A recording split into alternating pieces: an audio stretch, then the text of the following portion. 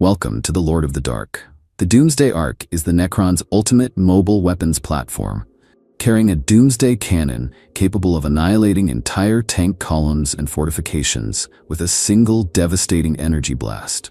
This ancient war machine dates back to the War in Heaven millions of years ago, when the Necrons used these weapons to battle the Old Ones and their creations across the galaxy. What makes these arks truly terrifying is that they've survived for eons in tomb worlds, waiting to be reawakened, and now countless numbers are emerging across the galaxy as the Necrons rise from their slumber. Let's talk about one of the most devastating weapons platforms ever conceived in the grim darkness of the far future, the Necron Doomsday Ark. This isn't just some fancy tank with a big gun strapped to it. We're talking about a war machine that predates human civilization by millions of years. A relic from an age when gods walked the stars and entire species were erased from existence in conflicts we can barely comprehend. The Doomsday Ark represents everything terrifying about the Necrons: their incomprehensible age, their mastery over technologies that make Imperial tech look like stone tools, and their absolute refusal to stay dead. But to truly appreciate just how powerful these weapons are, we need to go back to the very beginning, to an era of warfare so brutal, so galaxy-spanning, that it makes the current wars of the 41st millennium look like border skirmishes. The War in Heaven wasn't just a conflict. It was the defining cataclysm that shaped everything we know about the Warhammer 40K universe. We're talking about a war that raged across millions of years, involving beings of such power that they could reshape reality itself. On one side stood the Old Ones, those mysterious frog-like entities who had mastered the webway and created countless species to serve their purposes. They were ancient beyond measure, wielding psychic powers and biological engineering that seemed like magic to anyone observing. On the other side were the Necron tier, a species cursed with short, painful lives on a world blasted by radiation from their own sun. The Necron tier had built an empire spanning the stars, but they were always dying, always suffering, always watching their brief existences flicker out, while the Old Ones seemingly lived forever. The hatred between these two civilizations burned hotter than any sun. The Necron tier begged the Old Ones for the secret of immortality, for anything that could free them from their curse of flesh. The Old Ones refused. Maybe they had good reasons, maybe they were just callous. The lore doesn't give us a clear answer. But that refusal sparked a war that would consume the galaxy. The thing is, the Necron tier couldn't win. Despite their technological prowess, despite their empire, they were mortal, fighting against beings who had mastered the very fabric of reality. The Old Ones could travel through the webway, striking anywhere and vanishing before retaliation could come. They created warrior species specifically designed to fight, the ancestors of the Eldari, possibly the Krork who would become the Orcs, and who knows what other horrors. The Necron tier were losing, badly, and their civilization was fracturing under the strain. Enter the Citan, the star gods. These beings were something else entirely, energy creatures of immense power who fed on the radiation of stars. The Necron tier made contact with these entities and struck a deal that would change everything. The Citan offered the Necron tier what the Old Ones wouldn't: immortality. But the price was their very souls. Through the process of biotransference, the Necron tier transferred their consciousness into bodies of living metal, becoming the Necrons we know today. They gained undying forms, bodies that could repair themselves, technologies that defied the laws of physics. But they lost their emotions, their souls, the very essence of what made them alive. Most became little more than automatons, while even the nobility retained only shadows of their former personalities. With their new bodies and their Catan masters, the Necrons returned to the War in Heaven with a vengeance that shook the cosmos. And this is where the Doomsday Arks enter the picture. The Necrons needed weapons capable of matching the Old Ones' psychic might, capable of destroying their fortress worlds, capable of annihilating the warrior species being thrown against them. The Cryptechs, those Necron scientists who had overseen the biotransference, turned their genius toward creating weapons of absolute devastation. The Doomsday Ark was among their most terrible achievements, a mobile platform designed to carry a weapon so powerful that it could crack open planetary defenses and vaporize entire armies in single, blinding discharges. These weren't mass-produced in some factory. Each Doomsday Ark was crafted with care that bordered on obsession, incorporating technologies that even now remain barely understood. The Necrons had access to materials and energies that defied conventional physics, living metal that could repair itself, quantum technologies that manipulated probability, energy weapons that drew power from captured stars. The Doomsday Arks combined all of this into platforms that could glide across battlefields on anti-gravity systems, shrugging off damage that would destroy lesser vehicles while unleashing apocalyptic firepower. During the War in Heaven, these arcs would have advanced alongside the Necron legions, their Doomsday cannons charging with that distinctive whine before releasing blasts that could turn fortifications into slag and armies into ash. The war that birthed these weapons was fought on a scale we can barely imagine. Entire star systems were destroyed, planets cracked open, species exterminated. The old ones, for all their power, found themselves facing an enemy that couldn't be killed, that kept coming no matter how many times they fell, supported by weapons that could match their greatest defenses. The Doomsday Arks were just one part of this arsenal, but they represented something crucial: mobile firepower that could be deployed wherever the fighting was thickest. They were built to win a war against gods, and they succeeded. The Doomsday Cannon itself is where things get absolutely terrifying, and I mean genuinely nightmare-inducing, even by Warhammer 40k standards. This isn't some conventional weapon that fires shells or plasma bolts like you'd see from Imperial tanks or Orc artillery. The Doomsday Cannon operates on principles that the Adeptus Mechanicus has spent centuries trying to understand and has repeatedly failed to replicate. We're talking about a weapon system that harnesses and focuses energy in ways that seem to violate every known law of physics, channeling destructive power that can reduce armored columns to molten slag in a single blinding discharge. The way the cannon actually works is something that fans have debated and theorized about for years. And honestly, the lore gives us just enough information to be both fascinated and horrified. The weapon draws upon what appears to be some form of contained stellar energy, essentially bottling the fury of a dying star and releasing it in controlled bursts. When that cannon fires, it doesn't just punch through armor like a lascannon, or melt through defenses like a melta weapon. It annihilates matter on a fundamental level, breaking down molecular bonds and converting solid material into expanding clouds of superheated particles. Imagine pointing a piece of the sun at your enemies and pulling the trigger. That's essentially what we're dealing with here. What makes the Doomsday Cannon particularly devastating is its variable output capability. The Necron pilots can adjust the weapon's power settings depending on the tactical situation, which gives it incredible versatility on the battlefield. At lower power settings, the cannon can fire more rapidly, sweeping across infantry formations and light vehicles with beams of searing energy that leave nothing but ash and fused glass where living beings once stood. But when the crew decides to unleash the weapon at full power, that's when things get truly apocalyptic. A fully charged Doomsday Cannon shot can core through the heaviest battle tanks the Imperium fields, punch through fortification walls that have withstood orbital bombardment, and leave craters dozens of meters wide where the target used to exist. The range on this weapon is equally impressive and frankly unfair from a tactical perspective. Imperial forces have reported taking fire from Doomsday Arks positioned so far away that conventional return fire simply couldn't reach them. The energy beam maintains its coherence and destructive potential over distances that would cause most directed energy weapons to disperse and lose effectiveness. This means that Necron commanders can position their Doomsday Arks at extreme range, systematically dismantling enemy armor and fortifications while remaining essentially untouchable by anything short of aircraft or long-range artillery. It's the kind of tactical advantage that has caused more than a few Imperial commanders to tear their hair out in frustration. There's also the psychological impact to consider, which is something that often gets overlooked when people discuss raw firepower statistics. The visual spectacle of a Doomsday cannon firing is described in numerous battle reports as deeply unsettling to witness. A blinding lance of green-tinged energy screams across the battle, accompanied by a sound that witnesses describe as reality itself being torn apart. Soldiers who survive encounters with Doomsday arcs often report lasting trauma from simply watching their comrades and vehicles cease to exist in flashes of terrible light.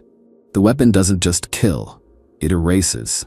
And there's something profoundly disturbing about watching people and machines simply stop being there.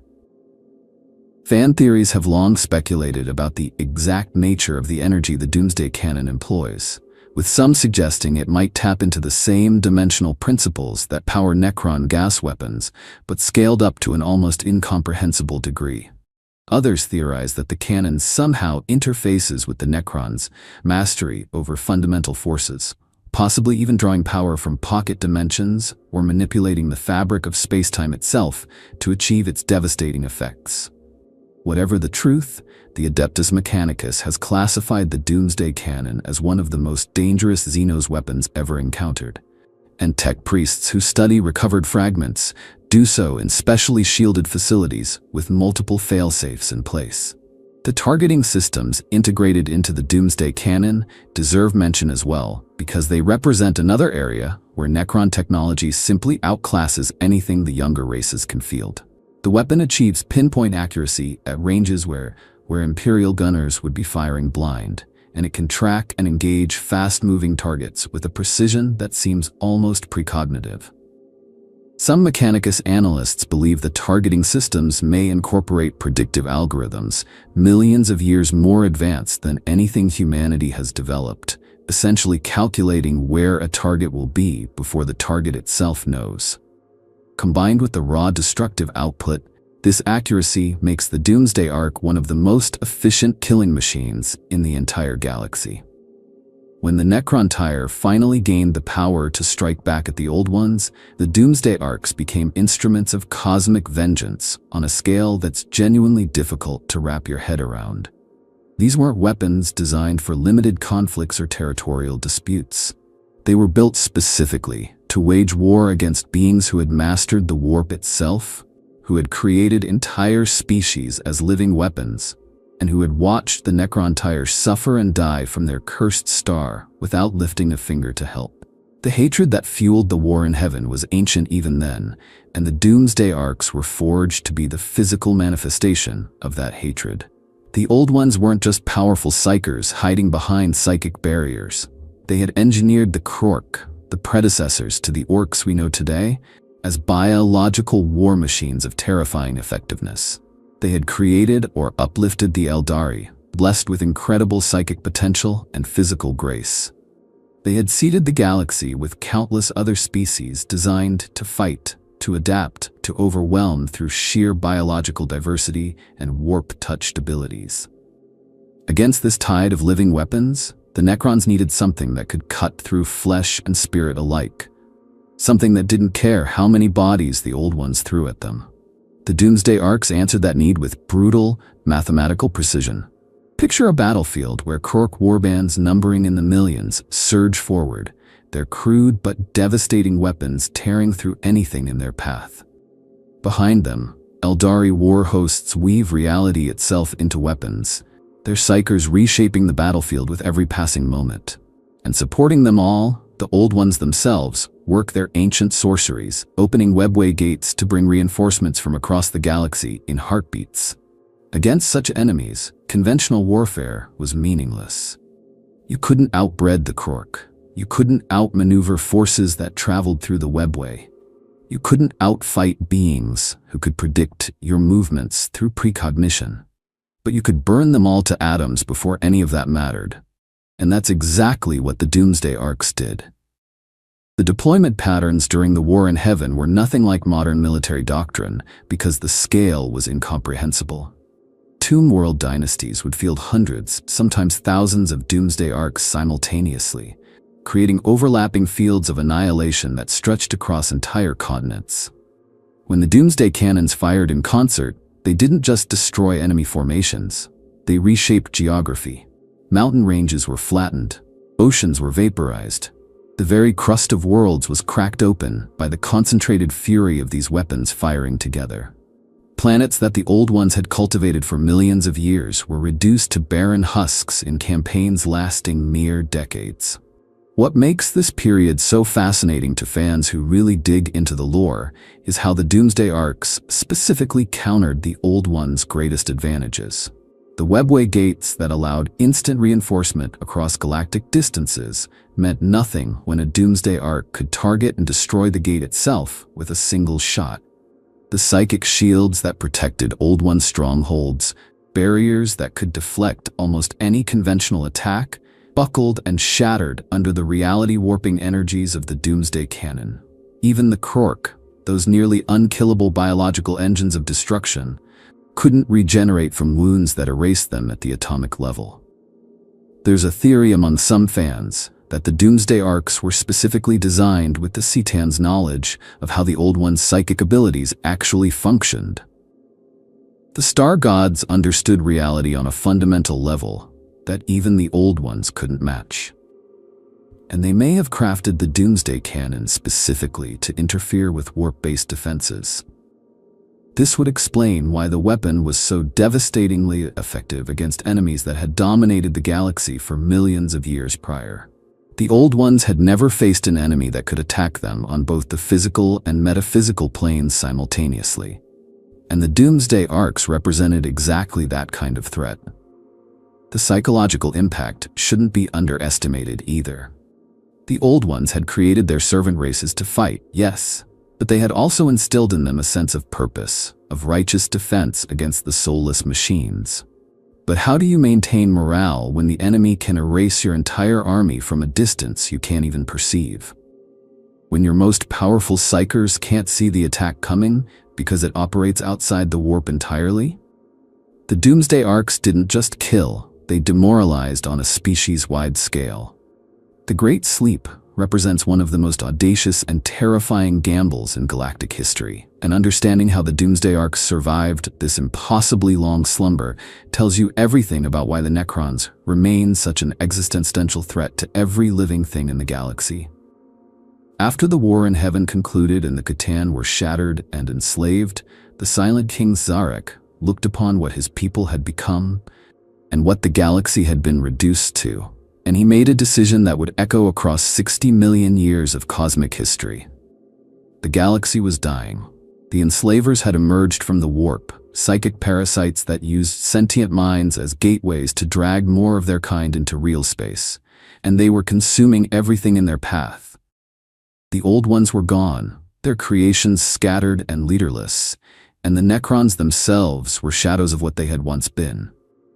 Immortal, yes, but hollow. Their souls stripped away by the biotransference process that had promised them eternal life. Sarek recognized that the Necrons could not hold what they had conquered. The enslavers would eventually find ways to threaten even their soulless forms, and the galaxy needed time to heal, time for the psychic storms to calm and the warp to settle into something less apocalyptically hostile. So the Silent King ordered the Great Sleep. Every tomb world, every dynasty, every warrior and lord and devastating war machine would enter a state of dormancy that would last until the galaxy was ready for the Necrons to reclaim their dominion. This wasn't some desperate retreat or admission of defeat, it was a calculated strategy spanning millions of years. And the Doomsday arcs were absolutely central to ensuring the Necrons would wake up ready to wage war once more. The preservation protocols for these ancient war machines were incredibly sophisticated, because the Necrons understood that their weapons would need to function perfectly after eons of inactivity. Each Doomsday arc was placed in specially designed stasis cradles deep within tomb world vaults, surrounded by layers of protective systems that would maintain their structural integrity against the slow decay of time. Living metal doesn't rust or corrode in conventional ways, but even necrodermis requires maintenance over geological timescales, and the tomb world systems were designed to provide exactly that level of care. What's fascinating from a lore perspective is how the Necrons approached this preservation challenge. They didn't just park their war machines and hope for the best. The tomb worlds themselves were transformed into vast automated maintenance facilities, with legions of canoptech constructs, scarabs, spiders, wraiths, and countless other mechanical servants, programmed to tend to the sleeping armies indefinitely. These constructs would patrol the corridors, repair damage from seismic activity or intrusion, and ensure that every warrior, every vehicle, every Doomsday Ark remained in perfect operational condition. The Doomsday Arks received particular attention because the Necron overlords understood their strategic value. Each Ark was essentially placed in a state of suspended animation, its systems powered down to minimal levels, but never truly deactivated. The Doomsday cannons themselves were kept in careful calibration, their energy matrices maintained by cryptech protocols that ensured they would fire with full devastating power the moment they were needed. Fan discussions often focus on just how incredible this engineering achievement really was. Maintaining weapons of mass destruction in working order for 60 million years requires a level of technological mastery that makes everything the Imperium has accomplished look like children playing with toys. The Tomb World vaults containing Doomsday Arks were also heavily defended, because even in their slumber, the Necrons weren't naive about potential threats. Automated defense systems would activate against intruders, and the Canoptech Guardians were programmed to respond with lethal force to anything that threatened the sleeping lords and their weapons. Many tomb worlds remained completely undiscovered throughout the entire rise and fall of the Eldar Empire, the birth of Slaanesh, the Age of Strife, and the Great Crusade. They sat silent beneath the surfaces of worlds that sometimes developed entirely new ecosystems and civilizations above them, utterly unaware of the ancient death waiting below. The tragedy and horror of this situation really hits when you consider the scale.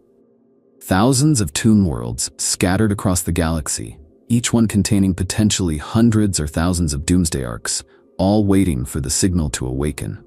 Some of these worlds were lost to cosmic disasters, consumed by black holes, destroyed by supernova, or simply forgotten when their data was corrupted over millions of years. But the vast majority survived, their mechanical guardians faithfully maintaining their charges across a span of time so vast that mountains eroded, continents shifted, and species evolved from single-celled organisms to spacefaring civilizations, while the Necrons simply waited. The awakening protocols were designed to be triggered by specific conditions. The detection of certain energy signatures, the passage of predetermined time periods, or direct commands from awakening overlords. What the Necrons didn't fully account for was how damaged many of these systems would become over such unimaginable timescales. When tomb worlds began awakening in the current era, many did so erratically, with corrupted protocols and malfunctioning systems causing chaos among the newly risen dynasties. Some Doomsday Arks emerged in perfect condition, their crews alert and ready for battle.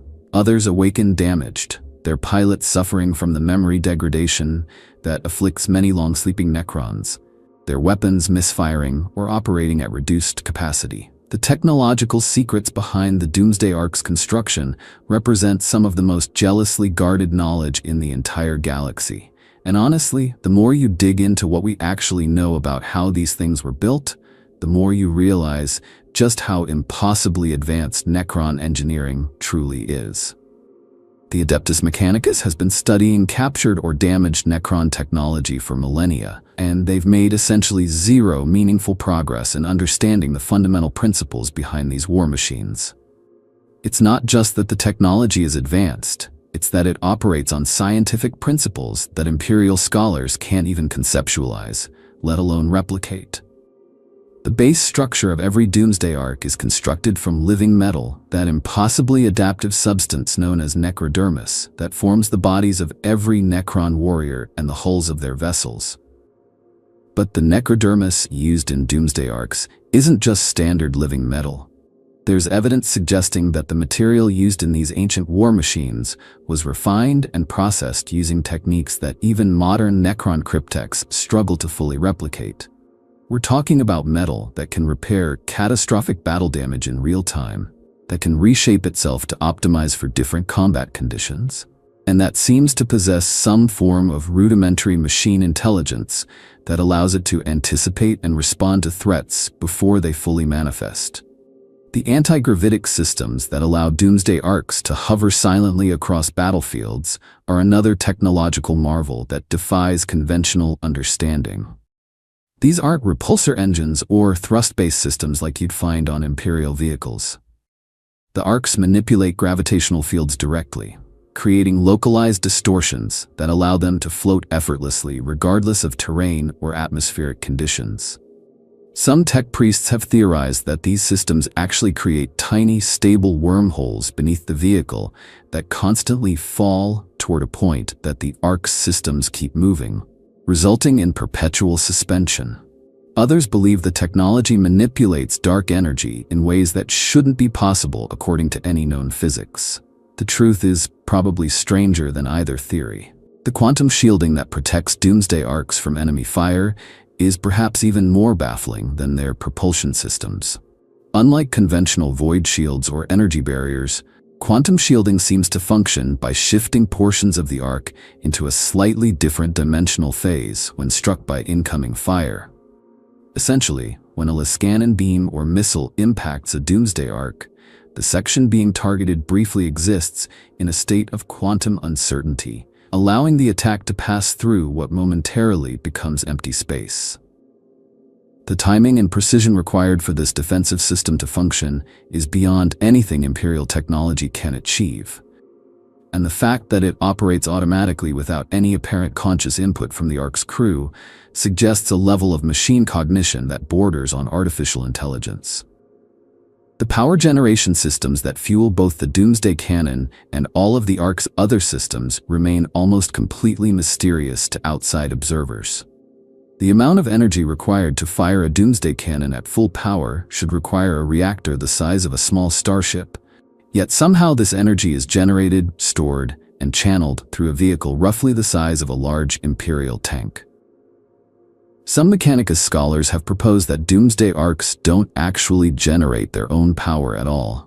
Instead, they tap into some form of dimensional energy source, possibly drawing power directly from the webway or from pocket dimensions created specifically for energy storage. Others suggest the arcs contain microscopic singularities or compressed matter that releases energy through controlled annihilation reactions, far more efficient than anything humanity has achieved. The targeting and sensor systems integrated into every Doomsday arc demonstrate processing capabilities that put even the most sophisticated Imperial cogitators to shame. These systems can track thousands of targets simultaneously, predict enemy movements with uncanny accuracy, and prioritize threats based on tactical assessments that happen faster than biological minds can perceive. The Doomsday cannon's ability to precisely modulate its output, from concentrated beams that can slice through Titan armor to dispersed blasts that incinerate entire infantry formations, requires computational precision that borders on prescience. Some fan theories suggest that the targeting systems actually incorporate limited temporal manipulation, allowing the Ark to see a few microseconds into the future and adjust its aim accordingly. The construction techniques used to create these systems are equally mysterious. Necron technology shows no evidence of welding, bolting, or any conventional assembly methods. Components appear to have been grown or phase-assembled at the molecular level, creating machines with no seams, no weak points, and no obvious way to disassemble them for study. Imperial forces have captured damaged Doomsday arcs on multiple occasions, only to watch helplessly as the living metal slowly repairs itself, or in some cases simply phases out of existence entirely as recall protocols activate. The reawakening of Toon worlds across the galaxy represents one of the most terrifying ongoing catastrophes in the 41st millennium, and the emergence of Doomsday arcs from these ancient vaults is transforming regional conflicts into extinction-level events with alarming frequency. What makes this situation so deeply horrifying is the sheer scale of what's happening and the complete inability of any faction to predict where the next awakening will occur. The Imperium has cataloged thousands of worlds that have experienced Necron emergences, but their astrocartographers and historiators estimate that this represents perhaps a fraction of the total tomb worlds scattered across the galaxy. Every world that humanity has colonized, every system that the Imperium considers safely within its borders, could potentially be sitting on top of millions of dormant killing machines waiting for the right signal to rise. The awakening process itself varies dramatically from tomb world to tomb world, and this unpredictability makes the threat almost impossible to counter strategically. Some tomb worlds begin stirring when their ancient monitoring systems detect sufficient biological activity on the surface. Their cold machine logic determining that enough prey has gathered to make awakening worthwhile.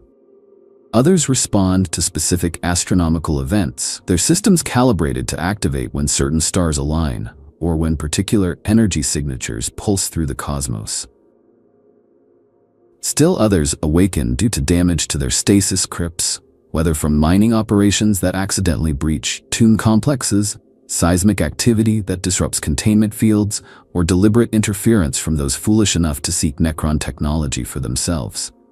The tragic irony is that humanity's expansion across the galaxy has directly triggered countless awakenings, with colonial expeditions and mining operations disturbing slumbering tomb worlds that might have remained dormant for millions of years more. When a tomb world begins its awakening cycle, the Doomsday arcs are rarely the first units to emerge, but their activation marks a critical escalation point that typically signals the doom of any surface population.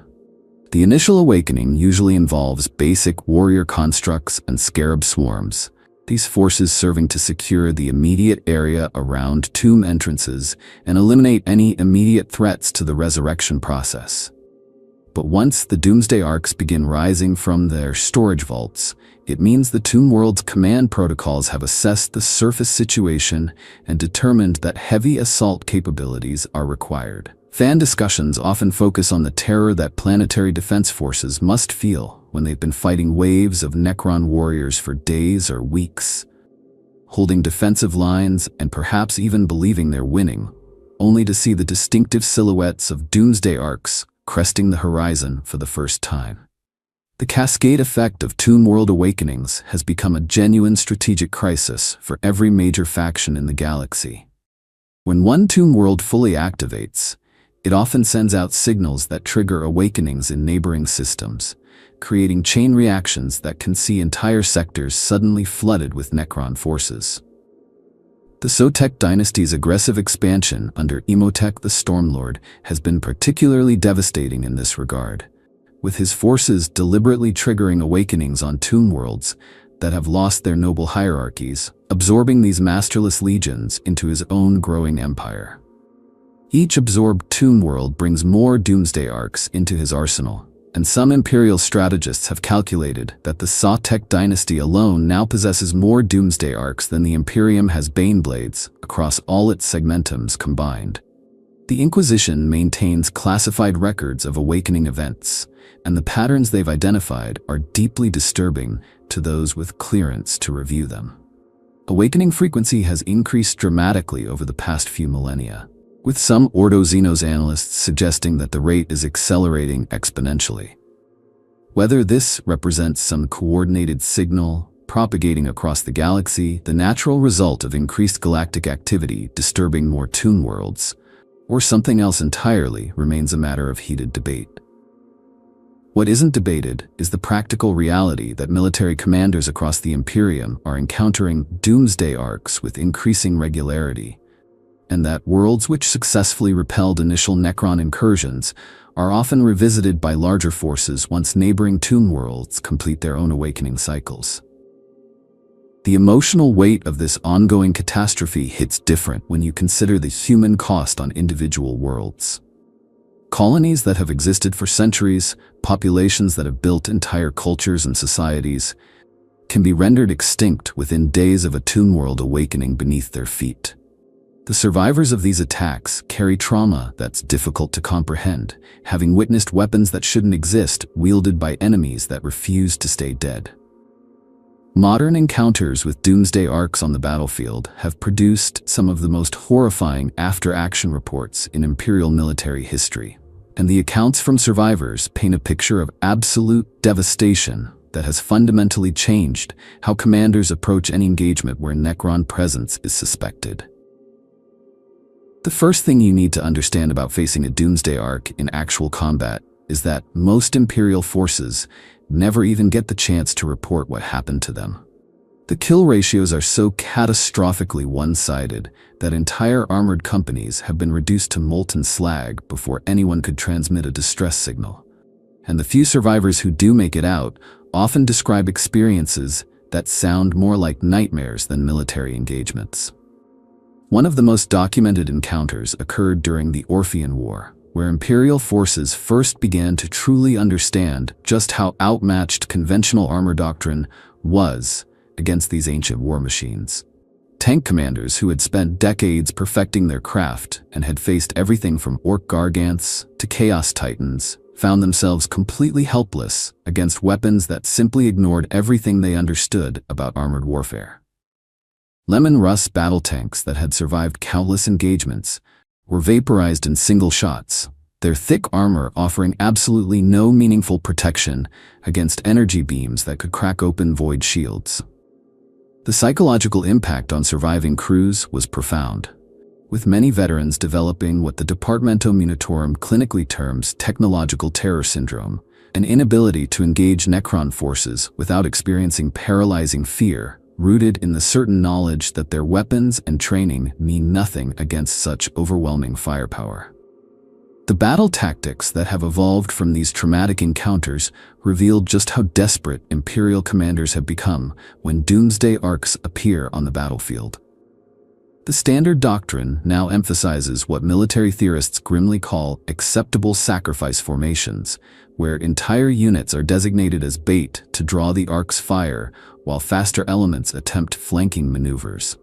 The cold mathematics of this approach are staggering, with casualty projections built into battle plans that would have been considered unconscionable against any other enemy. Commanders know that the Doomsday cannon needs time to recharge between its most devastating shots, and the only way to exploit this window is to ensure the weapon is firing at something other than your primary assault force. The units chosen for this role rarely survive, and the knowledge that you've been selected as a distraction rather than a fighting force has led to more than one instance of unit-wide desertion before engagement.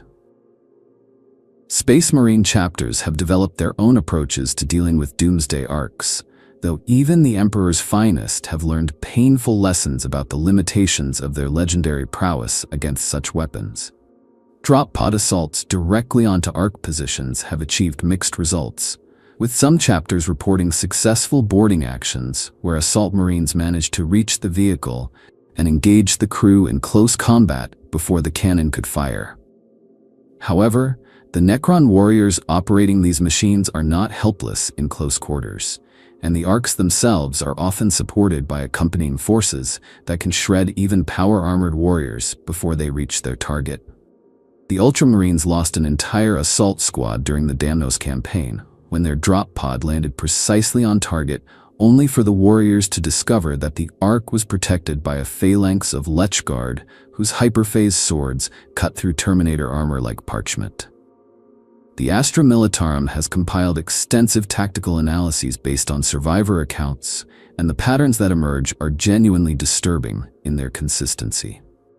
Doomsday Arks almost never operate alone, typically deploying in formations of 3 to 5 vehicles that create overlapping fields of fire capable of covering every approach vector. The Arks demonstrate tactical awareness that suggests either highly sophisticated programming or direct command from Necron overlords, adjusting their positions to maintain optimal firing solutions and retreating when damaged rather than fighting to destruction like so many other Necron constructs. This self-preservation behavior initially surprised Imperial commanders who had grown accustomed to Necron forces fighting with seemingly suicidal determination. But it makes perfect sense when you consider how valuable these irreplaceable war machines are to the Necron dynasties that field them. Perhaps most terrifying are the accounts of Doomsday Arks engaging Imperial Navy assets during planetary invasions. Several reliable reports describe Arks firing their Doomsday cannons at low-flying aircraft and even at vessels in low orbit, the devastating beams reaching into the sky to swat down Valkyries and Thunderhawks with the same ease they destroy ground targets. One infamous incident during the conquest of Utu Prime saw a Doomsday Ark destroy an Imperial landing craft carrying an entire company of Tempestus Scions, the vessel simply ceasing to exist mid-descent as the sickly green beam intersected its flight path. The message this sends to any attacking force is unmistakable. There is no safe approach vector, no altitude that guarantees protection, no armor thick enough to matter. The crew and pilots who operate these ancient war machines represent one of the most disturbing aspects of Necron society, and understanding who actually mans these Doomsday Arks gives you a window into just how fundamentally alien and horrifying the Necron hierarchy truly is. Unlike Imperial vehicles that require trained crews with years of experience, or Orc machines that somehow function through sheer belief and mechanical intuition, Doomsday Arks are operated by beings who have been doing this job for literally millions of years and who will continue doing it until the heat death of the universe or their physical destruction, whichever comes first. The primary operators of Doomsday Arks are Necron immortals, specifically those who retained enough cognitive function and warrior instinct through biotransference to be entrusted with such devastating weaponry. These aren't just random warriors assigned to vehicle duty. They're individuals who demonstrated exceptional skill and dedication during the Necron era, and who maintained those qualities even after their souls were stripped away, and their consciousness was uploaded into living metal bodies. The selection process for Doomsday Ark crews was apparently rigorous even by Necron military standards, because the dynasty overlords understood that putting this much destructive power in the hands of unreliable operators would be catastrophically stupid. What makes these crews so effective is the complete absence of everything that limits organic vehicle operators. They don't get tired after hours of combat. They don't panic when enemy fire starts hitting the hull. They don't make mistakes because they're hungry or distracted or worried about their families back home. Every Necron operating a Doomsday Ark has been performing essentially the same function for 60 million years, and while the Great Sleep might have degraded some of their higher cognitive functions, their ability to operate their assigned weapon systems remains absolutely flawless. Imperial commanders have noted with considerable alarm that Doomsday Ark crews demonstrate reaction times and targeting accuracy that exceed even the most advanced machine spirits in Imperial service. The gunner who actually operates the Doomsday cannon is typically the most senior immortal in the crew, and this individual bears responsibility for one of the most destructive weapons in the Necron arsenal. Fan speculation suggests that these gunners might retain some fragment of pride or satisfaction in their role, because observers have noted what appears to be deliberate showmanship in how some Doomsday Arks engage their targets. Rather than simply firing at maximum efficiency, some gunners seem to delay their shots slightly to maximize the psychological impact on enemy forces, letting them see the weapon charging to full power before unleashing annihilation. Whether this represents genuine personality remnants or simply programmed intimidation protocols is impossible to determine, but it's terrifying either way. The pilot who actually maneuvers the Doomsday Ark demonstrates an intimate familiarity with the vehicle that goes beyond mere training or experience. These pilots have been bonded to their specific arcs for millions of years, and there's evidence suggesting that some form of direct neural link exists between the pilot and the vehicle's systems. The Doomsday Ark doesn't just respond to the pilot's commands, it anticipates them, moving with a fluidity and precision that seems almost organic, despite being entirely mechanical.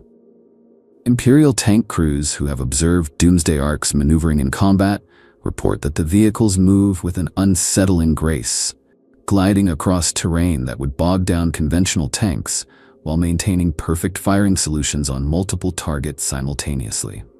What's particularly disturbing is the apparent hierarchy in communication between crew members, which happens entirely without verbal commands or visible signals.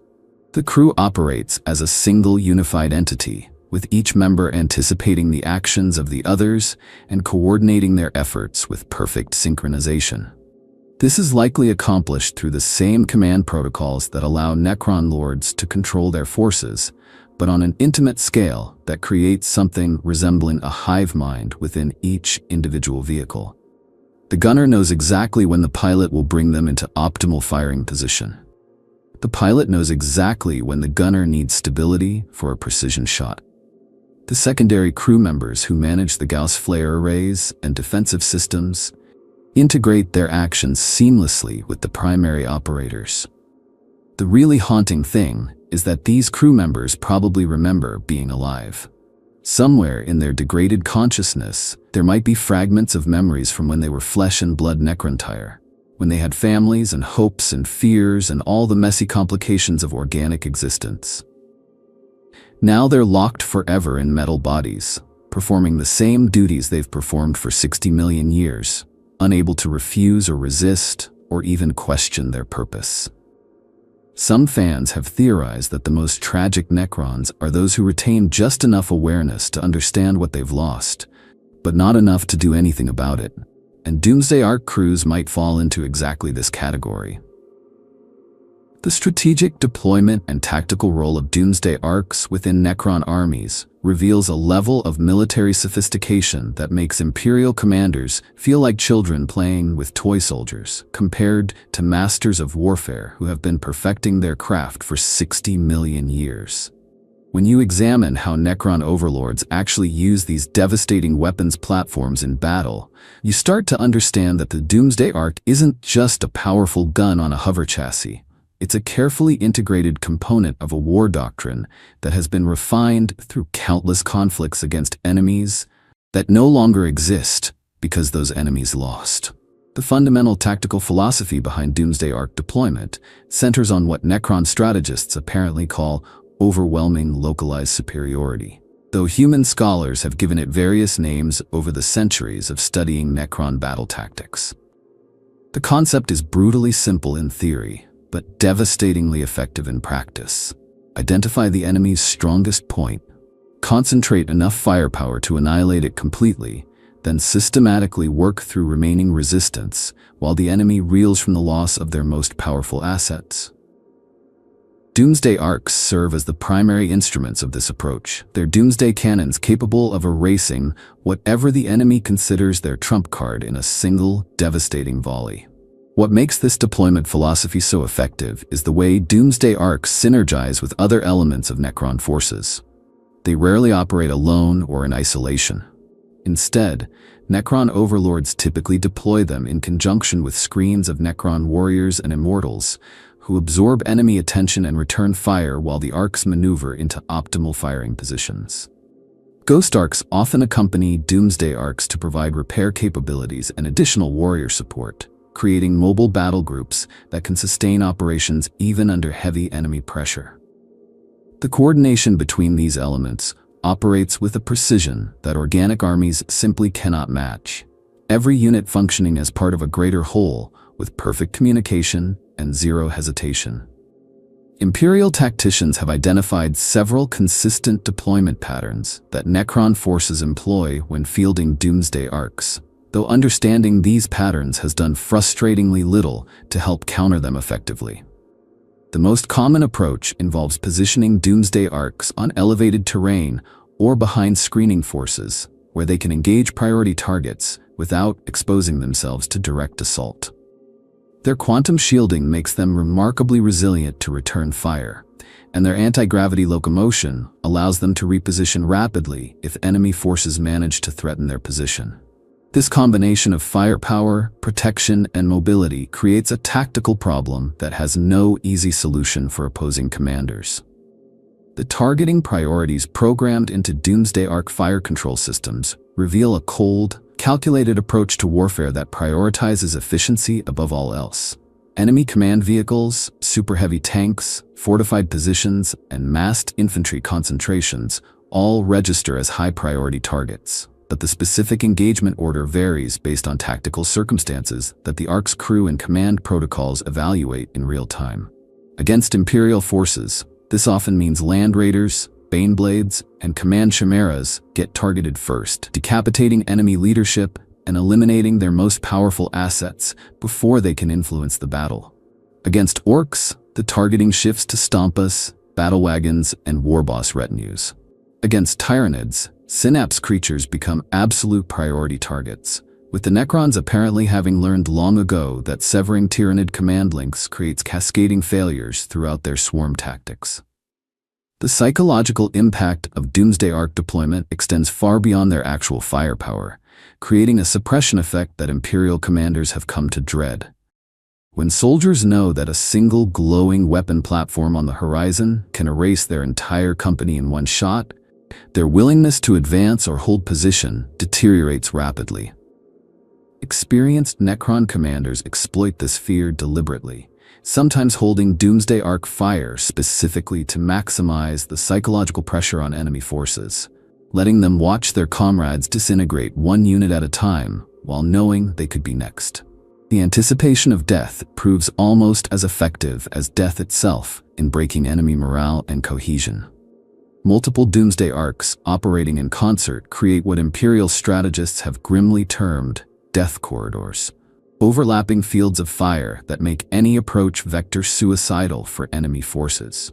When 3 or more arcs coordinate their targeting, they can systematically eliminate every significant threat in a sector, while their lesser weapons handle any infantry or light vehicles that attempt to close the distance. Breaking through such a formation requires either overwhelming force that most Imperial commanders simply don't have available, or accepting catastrophic casualties that would cripple the attacking force, even if they somehow succeeded in destroying the arcs. The integration of Doomsday Arcs with Necron command and control systems allows for tactical flexibility that constantly surprises Imperial opponents. An Overlord can redirect arc fire instantaneously through command protocols, shifting targeting priorities mid-battle as circumstances change. If an unexpected threat emerges, every Doomsday Arc in the formation can pivot to address it within seconds, their crews responding to command imperatives with the perfect obedience of beings who literally cannot disobey. This responsiveness means that clever tactical gambits designed to exploit perceived weaknesses in Necron formations often fail catastrophically when the arcs simply adjust their deployment faster than organic forces can react. The growing threat as countless arcs emerge galaxy-wide represents what many Imperial strategists privately consider to be an extinction-level scenario unfolding in slow motion. And the mathematics of what's happening are genuinely terrifying when you actually sit down and think through the implications. Every single day, somewhere in the galaxy, another tomb world stirs from its ancient slumber. Every week, another Doomsday Arc that has been waiting in silent darkness for 60 million years powers up its systems and prepares to bring annihilation to whatever unfortunate civilization happens to be living above its burial vault. The Imperium has identified thousands of tomb worlds, but their own estimates suggest this represents perhaps 5% of the actual total. Some Ordo Xenos scholars believe there could be hundreds of thousands of tomb worlds scattered across the galaxy, each one potentially containing dozens or even hundreds of Doomsday Arcs preserved in perfect stasis, waiting for the signal to awaken. The scale of this emerging threat becomes even more horrifying when you consider the attrition rates that the Necrons simply don't suffer from. When an Imperial tank regiment loses a Lemon Russ, that vehicle is gone forever unless it can be recovered and repaired. The manufacturing capacity to replace it requires forge worlds, supply chains, trained crews, and months or years of production time. When a Doomsday Arc is destroyed in battle, the Necrons often simply wait for their reanimation protocols to restore it, or they awaken another one from the countless reserves still sleeping in tomb worlds across the galaxy. The Imperium is fighting a war of attrition against an enemy that functionally cannot be attrited because their reserves exist outside of normal time and logistics. Every Doomsday Arc that emerges from a newly awakened tomb world represents manufacturing capacity from 60 million years ago, finally entering the battlefield. And there's no way to stop this production because it already happened before humanity's ancestors had developed stone tools. Fan theorists have spent considerable effort trying to calculate just how many Doomsday Arcs might actually exist across all the tomb worlds in the galaxy, and the numbers they arrive at are genuinely apocalyptic. If the average tomb world contains even 50 Doomsday arcs, and there are 100,000 tomb worlds waiting to awaken, that's 5 million of these devastating weapons platforms potentially emerging over the coming centuries. The entire Imperial Navy doesn't have 5 million capital ships. The Astra Militarum doesn't have 5 million super heavy tanks. We're talking about a quantity of devastating firepower that could literally glass every inhabited world in the Imperium multiple times over. And it's all just sitting there in the darkness, waiting. What makes the situation even more desperate is the accelerating pace of awakenings that has been observed since the opening of the Great Rift.